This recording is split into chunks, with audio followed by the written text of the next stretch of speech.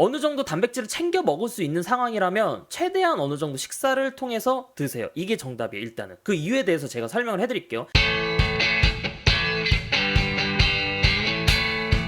동아, 안녕하세요. 오늘은 내가 하루에 단백질 보충제를 얼마나 먹어야 되는지, 그러니까 많이 먹어도 되는지, 여러분들 이거 많이 물어보세요. 내가 단백질 보충제를 하루에 몇 번 이상 먹어도 돼요?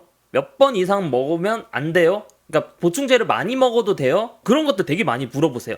그러니까 되게 쉽게 얘기를 해드릴게요. 일단은 단백질 보충제가 그러니까 장단점이라는 게 있어요. 분명히 단백질 보충제도 장단점이 있는데, 그냥 답변부터 얘기를 하면 내가 정말 어쩔 수 없는 상황에서는 드세요.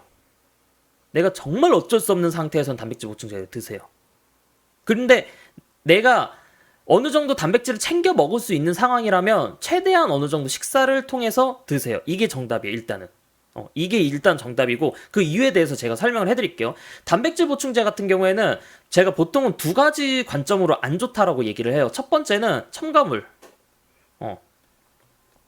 첨가물 때문에 안 좋다라고 하고, 두 번째는 이제 식습관 때문에 이제 안 좋다라고 해요.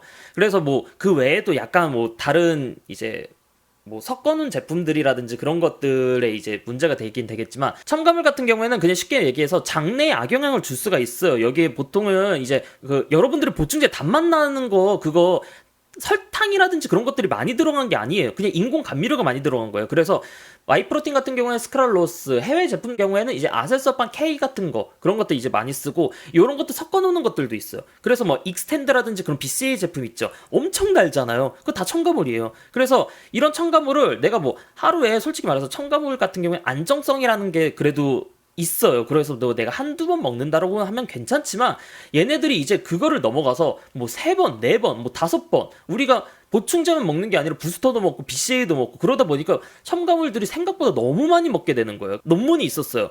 그냥 내가 첨가물과 이제 장내 위생물에 대한 논문이었는데 그냥 제목만 그거였어. 그래서 내가 쑥쑥 넘어가는데 아래에서 스포츠 보충제를 이야기를 하더라고요. 왜냐? 스포츠 보충제를 통한 첨가물, 그런 감미료들 섭취가 은근히 많기 때문에. 그래서 저는 이제 많이 먹지 말라고 해요. 그럼 여러분들이 이제 딱 이제 눈을 탁 치켜뜨면서 얘기를 해요. 동면준이 그러면 무맛은 먹어도 되는 거예요?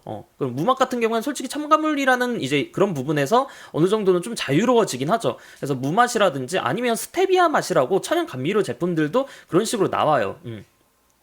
그리고 그런 제품들 같은 경우에는 이런 부분에서는 조금 더 자유롭긴 하죠. 그 다음에 두 번째는 식습관. 이거 식습관 뭔 개소리예요. 뭐 식습관이 뭐 그렇게 중요해요. 근데 식습관이라는 게 너무 중요해요. 왜냐면 보충제라는 거는 결국에는 편의성이에요. 편의성이 진짜 일반 식품들보다 압도적으로 좋아요. 정말 압도적으로 좋아요. 편의성이 압도적으로 좋다 보니까 우리가 바쁜 이 현대 사회에서 닭가슴살 언제 막 굽고 막 조리하고 막 그러고 있어요. 그 저장이라든지 편의성이 너무 좋기 때문에 그냥 훅 타서 물에 타서 후루룩 해서 먹으면 되잖아요. 근데 그게 장점이자 단점으로 작용해버려요. 의존성이 생겨버려요. 편의성 때문에.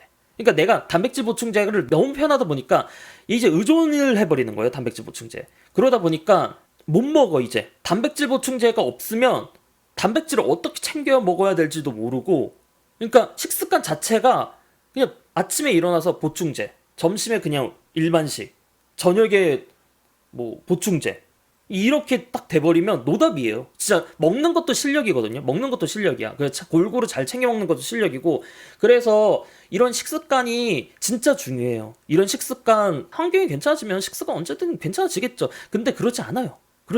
식습관이라는 거는 언제 고쳐질까? 내가 결혼을 하면? 애를 낳으면? 그러니까 결국에는 식습관은 이게 여든까지 쭉 가요. 쭉 가. 그러면서. 근데 또 그건 있어요. 먹어야 되는 이유. 아까 제가 말했죠. 내가 정말 어쩔 수 없는 상황. 기숙사다. 조리가 불가능해. 근데 식사가 개판으로 나와. 조리가 불가능하고 뭐 그런 데들. 내가 뭐 군대다. 그럴 때는 내가 정말 어쩔 수 없는 상황이면 어쩔 수 없이 드세요. 무조건 자연식을 추구하라고 얘기를 하는 사람들 보면 그건 기만이라고 얘기를 해요. 그건 기만이에요, 진짜. 그 자연식으로 먹는 사람들은 솔직히 부지런하겠죠. 부지런하고 본인들이 노력은 하는 건 분명히 있을 거예요. 근데 어떻게 보면 그런 환경이 조성이 되어 있겠죠. 그분들은. 그렇게 할 수도 있고. 근데 우리 현대인의 사회에서 진짜 아침 일어나기 너무 힘들어 죽겠는데 아침에 닭가슴살 막 그 하고 언제 그러고 있어? 힘들어요, 솔직히. 근데 그래도 제가 말했죠. 노력은 하되 정말 어쩔 수 없는 상황이다. 그러면 드세요. 그래서 저는 개인적으로는 하루 3번 넘게 보충제를 이제 먹는 거를 별로 선호하지는 않아요. 근데 정말 어쩔 수 없는 상황이다라고 하면 드세요.